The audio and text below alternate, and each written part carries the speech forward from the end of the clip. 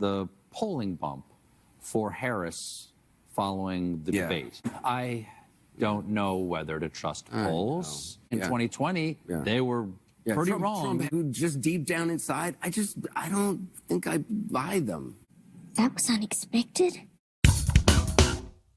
According to the big mainstream media polls, Kamala Harris is simply running away with this election. She's way out in front. She has nothing to worry about. Of course, there are polls showing alternate information to that, but we're not here to discuss that. We're here to discuss the simple idea that she could be so far ahead that she is now outside of the danger zone. Remember, she is up to her elbows in the two biggest fiascos facing America. First, of course, being the economy, and people tend to vote with their wallets. And second, of course, being immigration, where she was, in fact, the border czar and hasn't done anything to fix that problem in over 3 years. But of course, the voters, your average voter on the ground, understands this simple problem, and they aren't buying it either. So what we want to see today, of course, is a panel of black voters from Georgia, undecided, and what they told the Daily Mail. Let's check it out. But before we get into the clips, please like and comment on this video so we can break through the algorithms. Here we go.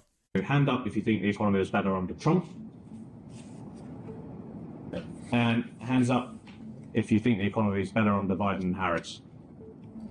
Why? Okay, 7-1. That's pretty clear. The truth. I'm not saying he's like, of course, yeah, like I do say, has best. He still has a business mindset. I think that lended somewhat. And I think, yes, the trickle down of whatever previous stuff. And I think he just handles certain things a little better. Who does? Trump.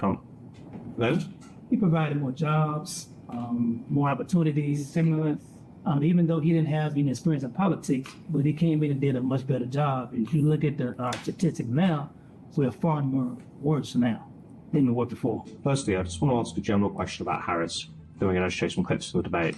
What's your biggest hesitation about voting for Kamala Harris? Just, is she going to be able to do the things that she says she's going to be able to do? Mikhail, how about you? Everything that glitters ain't gold. Yeah, for sure. It looks great on paper, but I'm not sure it could translate to politics, and if she'll even be able to get it passed. Haywood?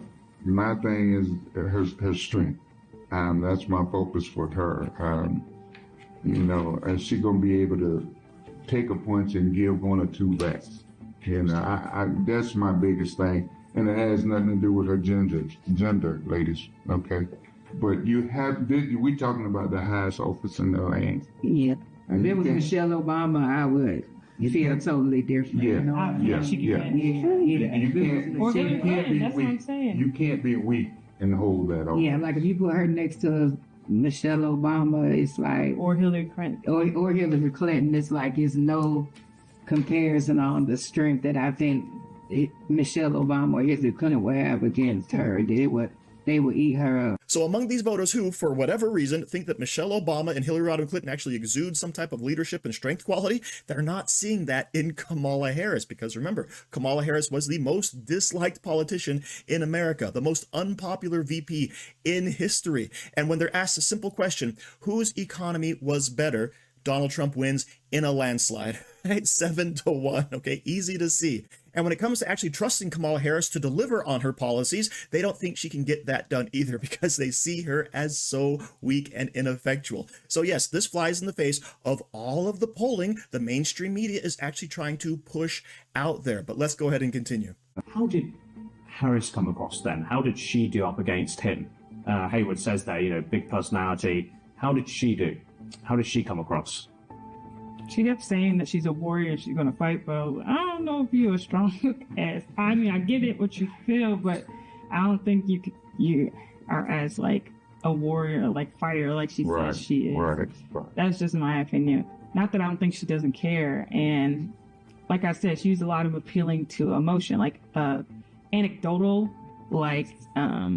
anecdotal evidence instead of she used some facts, but just to appeal to people hey, I'm just to try to get people on her side. And it does make you wonder, right? Because it's kind of like he's saying stuff like y'all just ousted him, and I'm like, that's not what happened. But in the back of my mind, I'm like, what if that is what happened? And now she's the figurehead, so it's difficult to jump on board 100% because you do kind of you've seen it. We've lived through now multiple elections, and we've seen how they turned out. So as a person, I do think she's a better person than he is overall character-wise. And that's why, more people, I think, are leaning towards her.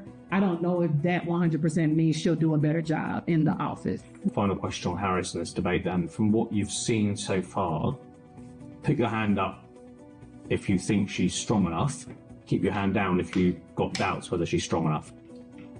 So put your hand up if you think Harris is strong enough. Yes. I think she's strong enough. Yeah, just like enough. Yeah. Just enough. Yeah. Is that strength that everybody see in the beginning, is it gonna last throughout her 4 years? Yeah, that's what I'm saying. She looked good against Mr. Trump. I don't know, I didn't see it. But when you had to face these other leaders from these other countries, are you gonna have what it takes to stand there and throw punches like they throw a punch? Yeah. I'm hearing more doubts even from those who put their hands up. Not a ringing endorsement, right? You're strong enough, right? Maybe on the world stage you can stand up with all those world leaders, but only half of this panel thinks that's plausible, okay? So this is something that's very interesting. They recognize that Donald Trump is much stronger on the economy, okay? They recognize that Donald Trump is a strong leader on the world stage. However, this panel goes on to reveal that 6 out of the 8 would vote for Kamala Harris, leaning that way. 2 out of the 8 are voting for Donald Trump. Now that sounds pretty bad, but break it down by the numbers. That's 25%, okay? And traditionally, Republicans get about 8% of the black vote. And a lot of the polls suggest that Donald Trump is going to reach that 20% range, specifically among young black male voters between the ages of 18 and 50, right? He's making huge inroads, and this kind of falls in line with that. Now, of course, this group of panelists aren't the only people to recognize that the Democrats and Kamala Harris have basically lost their way and they're not the way to go. Let's check this out from the All In podcast. I agree with you that the mainstream media is not just biased, it's just like all propaganda all the time. And the turning point for me in realizing this was COVID. I think before COVID, I realized that, the mainstream media largely consists of liberals, so they're going to have a liberal bias. What we saw during COVID was that they were even lying about science, right? It wasn't just politics, it's like everything. We were told that the pandemic was a pandemic of the unvaccinated, even if you got what they were calling the vaccine, it didn't actually stop the spread. You go on and on that, we had to basically do social distancing, except when the riots of 2020 happened, then you're allowed to go outside and actually participate because of the social justice cause. So therefore the health changes. I mean, it was like on and on. No church, but you can go to a protest. Right. So no surfing. So it was like, for me, it became so obvious that that the media is just, again, it goes way beyond bias. It's just all wrong. Now, at the same time, I think that you do raise a good point, which is once you're outside the world of the prestige media, you are kind of on your own. You're on independent platforms. I use X to try and figure out who I should listen to. And the way I do it is I compare who said what compared to what actually happened. So like who ended up being right about the issues. And then I will follow them more and I will defollow the people who are wrong. It's really simple. For example, on the issue of Ukraine, the number one quoted source in the mainstream media is a think tank called the Institute for the Study of War. It's basically a neocon funded think tank who are the relatives of Victoria Nuland, who was the architect of our policy in Ukraine.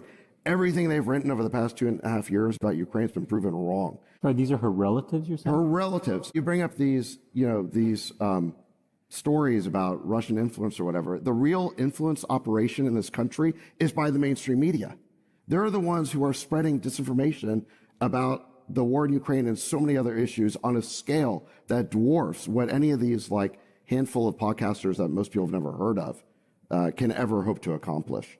That illustrates my point exactly, right? You can't trust the mainstream media because they're all in bed together, and therefore you can't trust a lot of the sources they use because they're all in bed together, and therefore you can't trust a lot of their polls because they're all in bed together. So what you want to do, of course, as is mentioned, is go out and find the people who actually got it right and follow them more. Trust them more. Listen to them more. And that, of course, will help you get to the actual truth underlying all of these scenarios. So thank you for watching. Don't forget to like, share, comment, subscribe, and stay safe out there, people, because they're coming after you.